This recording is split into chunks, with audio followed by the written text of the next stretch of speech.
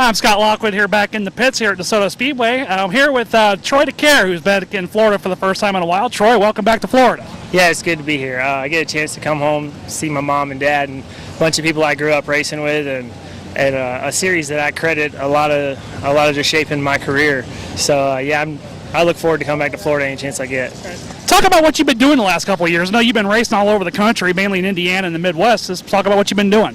Yeah, just was down here in Florida, won a couple championships. Dave Steele told me, man, you got to go to Indiana. That's where it's at. So I moved to Indiana 09-08 season and won the first couple championships and been staying there in Indianapolis ever since. And I just travel around the Midwest. I run a little bit of dirt, but mainly the pavement wing and non-wing, and just trying to make a living, having fun racing race cars. And like I said, every chance I get, I try to sneak back here to Florida to race because hometown. Like I said, I get to see everybody, and then these are damn good race cars down here and a good group to run with. Right. I've seen you run Anderson a couple of times. Talk about how big of an event the Little 500 is. The Little 500 is the biggest event in pavement sprint car racing. I mean, not many pay over 30 grand. So, and that's the dad of them all. And, I was fortunate enough that a lot of the Florida teams are the ones that gave me my first ride to go run the Little 500. And, Florida's got a rich history in the Little 500, a bunch of winners, so I was trying to go up there for the last couple of years and try to keep that tradition alive. Right.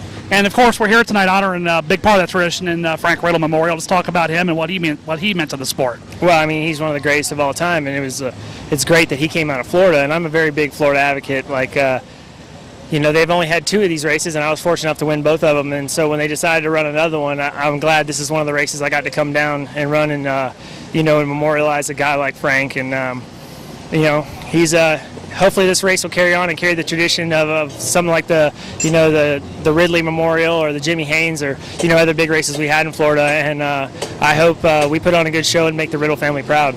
Talk about your car you got here tonight. This thing looked like it was on a rope out here in practice, and of course, every time we've ever seen a 91 car out here, whether it's been you driving it or Dave driving it, it's always on rails. Yeah, the 91, Lenny Puglio and Todd Smith do a lights-out job. I mean, I like you said, I get to travel across the country and race a lot of great race cars, but I don't think I've ever driven one as nice as this, and the stuff they put together is top-notch across the country. And, luckily when Dave decided to back off and stop racing, they decided to put me in it, and that was an honor because I got to drive 2 of the best race cars to ever come out of the Florida area, the 68 for George Rudolph and now the 91 for Puglio. And it's one of those deals you got to go in there and do your job because this car for sure ain't going to let you down. Right. No, the weather's about to turn in the Midwest, so racing-wise, what do you have left this year and what's coming up for you in the future? Well, we got all the West Coast swing heading over to November, Arizona and California, but I think I might get to sneak down here at the beginning of November and race 1 or 2 depending on the schedule and weather down here.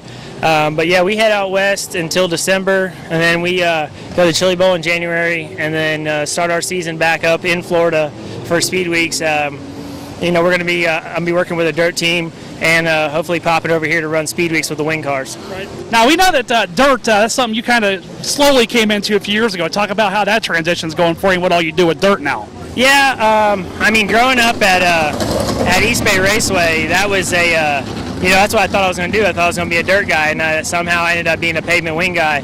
And, I dabble. I mainly only get to run races like the Chili Bowl or select races in Indiana when somebody's dumb enough to put me in one. But here recently I've actually been getting pretty good, and for the most part I was making most of my dirt experience as a crew chief for a guy on a dirt wing car.